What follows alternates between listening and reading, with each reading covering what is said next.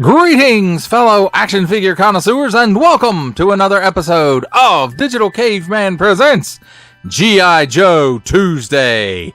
I, as always, am your host, the Digital Caveman, and today I will be presenting you with the G.I. Joe Classified Series number 85, Cobra Crimson Viper.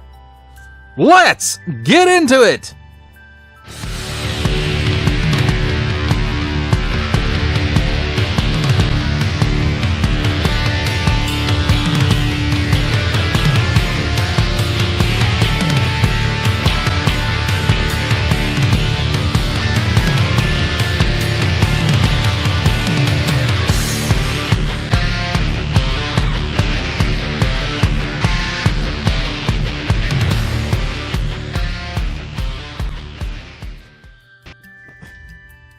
Let's start with a look at the packaging. And here on the top, 4 and up, warning, don't stick things in your pie hole that do not belong there, and the hole for the peg hook.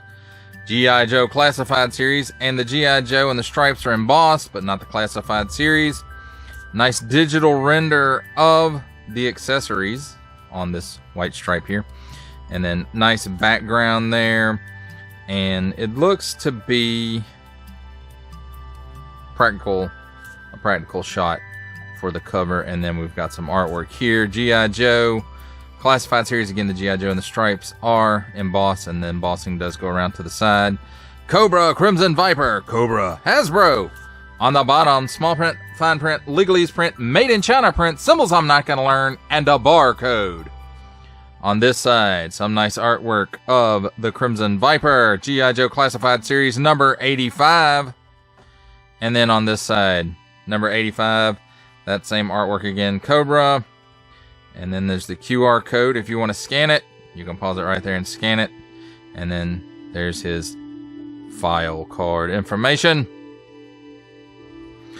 And then on the back, number 85, Cobra Crimson Viper. And there's a nice digital render of the figure and showcasing some of the features there, accessories, whatnot. He's 6.3 inches or 162 millimeters. And again, there's his file card information. Warning, attention, Achtung, don't stick things in any language pie hole that do not belong there. And definitely don't give it to babies, but super definitely, attention, don't stick it in your French pie hole. It's so important, it gets its own separate label. And then parents, GIJoe.com. Small, fine, legalese, made in China print. This symbol I'm not going to learn. That symbol I'm not going to learn. And Hasbro print. That, my friends, is a look at the packaging. Let's take a look at the figure and his accessories. And here we have handy dandy tweezers. And let's take a look at the accessories. And if you have any of the previous Vipers, the Cobra Island, the 3-pack, you pretty much know what you're expecting here. It's not much different. Everything is pretty much the same as the Target exclusive Cobra Island Viper. Here's a pistol molded in the appropriate colored plastic. It has some nice molded details, but it is that kind of Nerf style looking gun that we were hoping we were getting away from in this line. And then here's the rifle again, same rifle as previously released. Nice molded details, molded in this color plastic, no paint apps. And I can't remember, the magazine is removable, and again it's that same Nerf style gun. Here is the bandana piece. And again, it does have nice molded details in it and molded in the appropriate colored plastic. And here are the goggles. Again, molded in this color plastic, and then it does have silver paint apps for the lenses. And then final accessory is the backpack, and we have some paint apps here, the Cobra logo, this red here, and these cylinders, grenades, whatever, and this rope, these straps, and that's pretty much it. It does have some nice textured detail on it, you can see right here. So a little paint app right there, and right there for those straps as well. So this is not a bad looking backpack. It does look pretty cool. Now let's take a look at the figure itself.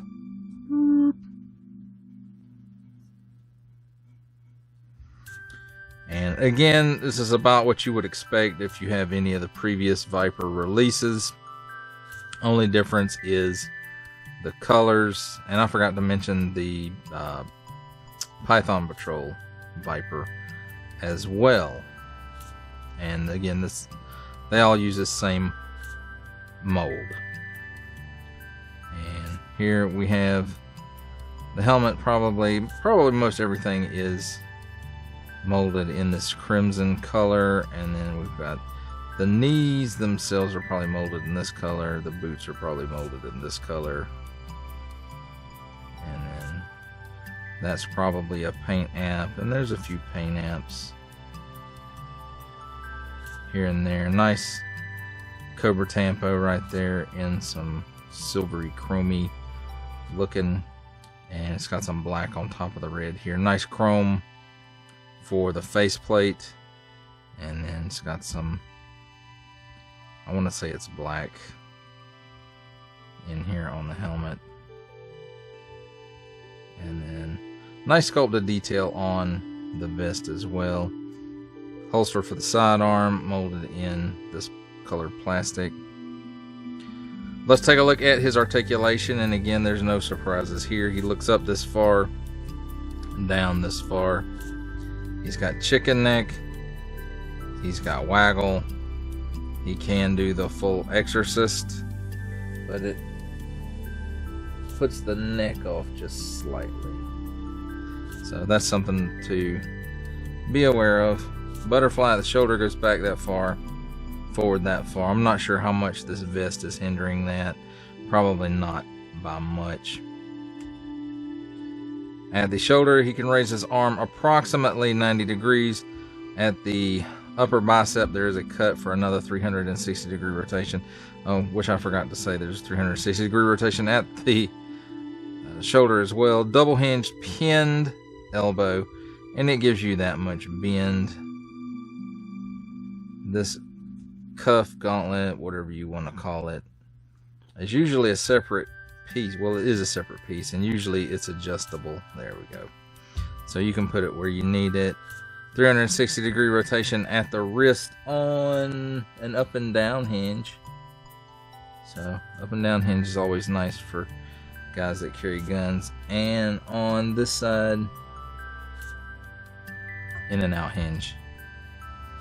Now there is, I want to say it's an ab hinge in here, and then a ball joint at the waist, but this vest pretty much kills anything that ab hinge does. So with the waist, he can't really lean back much. He leans forward just slightly, and he can lean side to side just a little bit. He does have a 360 degree rotation at the waist, pull down hinge at the hips, and he can give you that much of the splits. Kicks forward that far. It will go a little bit more. You have to play with it a little bit. Mine was quite stiff in the hips. I did heat it up once already, and it's still a little stiff there. Not quite a full step back. Cut at the upper thigh for another 360 degree rotation. Double hinged pinned knee, and it gives you that much bend. Nothing at the top of the boot because it's so close to this pinned knee. And then at the ankles, tilts down that far, up that far, and he does have forward facing pin for rocker. Now, as far as accessory storage, I don't know if I would much call it storage, because it's basically just his field kit, I guess you could call it. So the bandana has a split in the back of it, and you just put it around his neck if you want him to use it. If you don't, then you don't have to put it on there. The goggles, just turn them around right, and they just kind of slide down there, and they'll usually stay in position there. As far as the backpack goes, post, port, just make sure the port in the vest lines up with the port in the back, and just give it a good push. Sidearm fits right down into the holster and stays on there pretty well due to friction. And no storage for the rifle, he just has to suck it up, buttercup, and carry it. And this is not my favorite gun to get in position. It's not the worst classified series weapon to try to get a figure to hold, but I don't know, I just don't care for it. It's okay. I don't hate it enough to purchase a different loadout. Well, there we have it, my friends, a look at the figure and his accessories. It's time for my favorite part of a review, comparisons. And here we have the G.I. Joe Classified Series Cobra Crimson Viper with the rest of the current Crimson Forces, the Walmart exclusive Crimson Alley Viper, the Hasbro PulseCon 2023 exclusive Crimson Strike Team of the Baroness, Tomax, and Xamot, the regular release Crimson Guard, and the Crimson Battle Android Trooper. Here we have the Cobra Crimson Viper with a couple of Action Force figures, the PowerCon 2023 exclusive Swarm Horde Trooper, and the Scarab.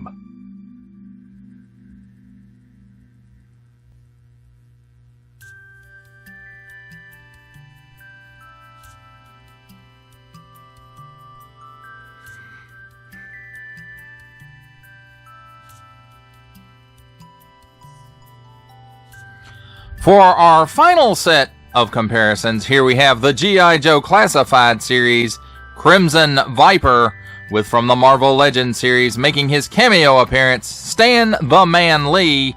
From G.I. Joe Classified Series, the Hasbro Pulse exclusive Regal variant Cobra Commander. From Star Wars The Black Series, the Archive Edition 501st Legion Clone Trooper.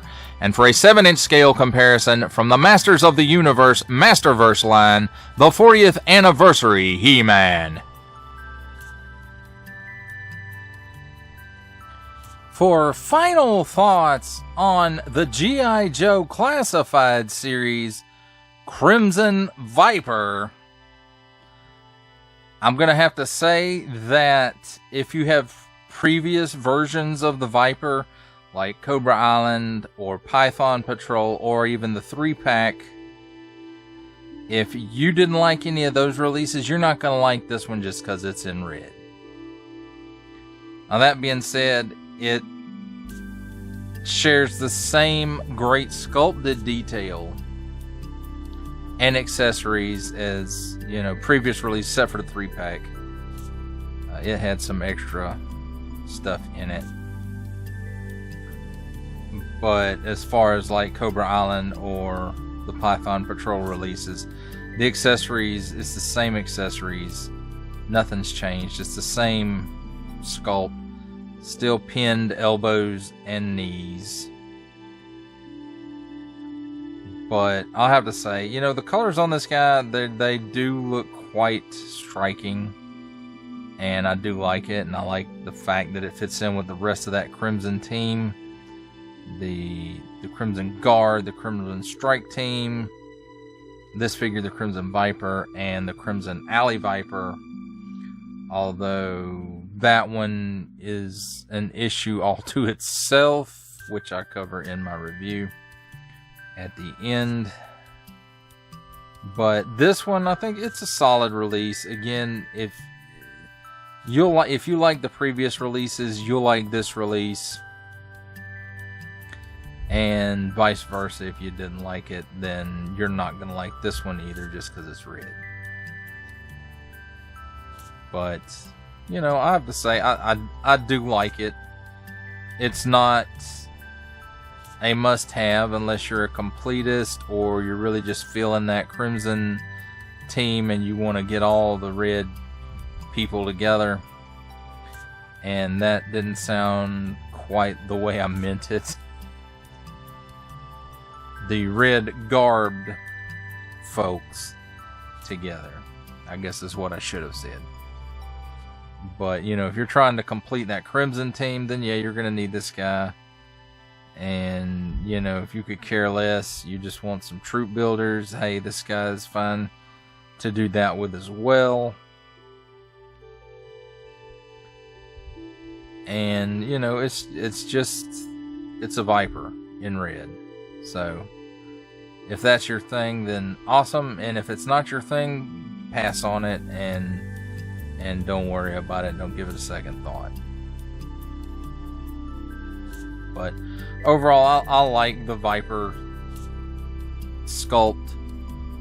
I just wish that they just go ahead and instead of just continuing to reuse this mold, and not necessarily remold at all, but you know, let's change the arms and legs to have the pinless joints so that future releases of this guy fit in the line a little better. Well, that does it for the review. I hope that you enjoyed it. I enjoyed making it. Only support from viewers like you make this programming possible. Each view does count, and I do appreciate each and every single view that I receive. Thank you, and thank you so very, very much for supporting this channel through viewing. If you're interested in supporting my channel further, I'm now offering memberships at various tiers. Click the join button on my YouTube page or check this video's description for the link and see if any membership offers are right for you, but only if you are in a position to do so. Comment below, like, share, subscribe if you would like to see more content or just help the channel grow, or both, that's even better. And don't forget to ding that bell so that in the future you will be notified as my new content becomes available. That's a wrap, folks. I'll see you next time.